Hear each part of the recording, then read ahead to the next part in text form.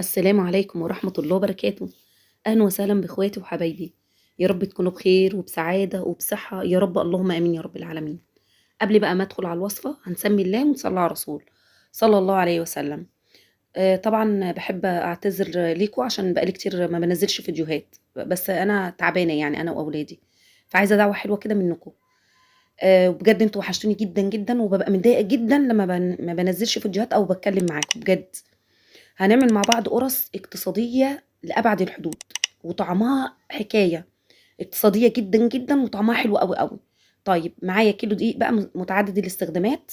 تمام. هحط عليه نص كوباية سكر، يعني 7 معالق سكر. السكر هنا مش كتير يا جماعة، لأن القرص هنا سادة واقتصادية، هي بتدي تطعيمة حلوة بس مش مسكرة، بس امشوا معايا بالخطوات وهتاكلوا أحلى قرص. يبقى نص كوباية سكر، يعني بمعدل 7 معالق سكر على كيلو دقيق. طبعا هتنخليه الأول، وهضيف معلقة كبيرة بيكنج باودر، ومعلقتين شمر على ينسون. عايزة تطحنيهم في المطحنة اطحنيهم في المطحنة يكون أحسن يعني. هضيف عليهم بقى كوباية إلا ربع زيت. زيت على سمنة أو زيت على زبدة أو زيت بس اللي يعجبك، يعني كوباية إلا ربع زيت أو زيت على سمنة أو زيت على زبدة. المادة الدهنية كوباية إلا ربع، اللي يعجبك حطيه، اللي عندك حطيه. ورشة ملح بسيطة. عندك بقى معلقة لبن بودرة أو معلقتين ضيفي، أنا ما كانش عندي. عايزة تطعمي القرص أكتر يعني وعندك معلقتين لبن بودرة ضيفي.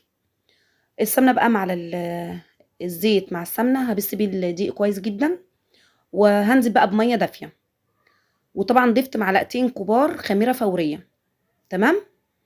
هنزل بالمية. عندك لبن تمام، ما عندكيش لبن خلاص اعملي بمية زي ما عملت. هتشوفي القرص معاكي في النهاية عاملة ازاي. بجد القرص هتعجبك جدا. القرص ان شاء الله هتعجبك جدا. الطريقه سهله وبسيطه. خدت معايا الكيلو، خد معايا كوبايتين ونص. طبعا على حسب نوع الدقيق، ممكن دقيق ياخد معاكي 3 كوبايات، وممكن دقيق ياخد معاكي كوبايتين وربع، طبعا حسب ايه نوع الدقيق. انا عايزه العجينه هنا معاكي بتلزق، بتلزق كده في ايدك بسيط، تمام، عشان القرص تطلع معاكي طريه وهشه. يعني مش عايزه العجينه مكتومه، انا بالعكس انا عايزاها طريه، عايزه العجينه معايا طريه. بس كده. طبعا عجينه العجينه بتاعت القرص هكورها معايا على طول. وطبعا الصواني هدهنه. الكرة بقى ايه حسب القرصة اللي انت عايزاها بقى. عايزة قرصة كبيرة خلاص كبري الكورة. زي مثلا اكبر من حجم البيضة. عايزة صغيرة خلاص الحجم بقى بتاع القرص اللي يعجبك. تمام. بس كده قرص سهلة جدا وبسيطة. عايزة تحشيها بقى عجوة، تمام، مفيش اي مشاكل. لو عايزة تحشيها بقى جبن، لا، لو هتحشيها جبن هنقلل كمية السكر. تمام. ده لو انت بتحبيها بالجبن. لو بالجبن هتضيفي 3 معالق بس سكر، لكن لو ساده زي ما انا عاملاها كده لا، ضيفي 6 معالق ل7 معالق سكر. السكر هنا مش بيبان طعمه خالص في القرص، بس بيعزز طعم القرص معاكي. تمام. لان انت هنا مش حاطه لها اي مكونات مثلا لبن رايب ولا اي حاجه، بس طعمها بجد اوعدك اعمليها وطعمها هيعجبك جدا. بس كده. هنبطط بقى القرص بتاعتنا.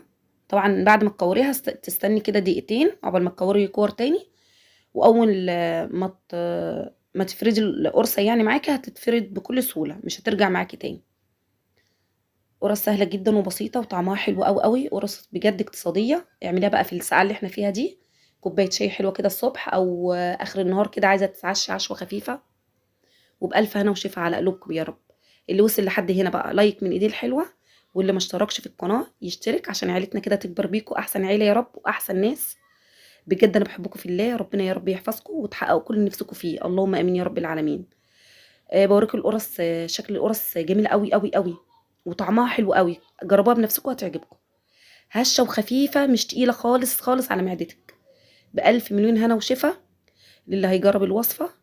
وبجد انا بحبكم في الله، وان شاء الله اشوفكم في وصفه جديده.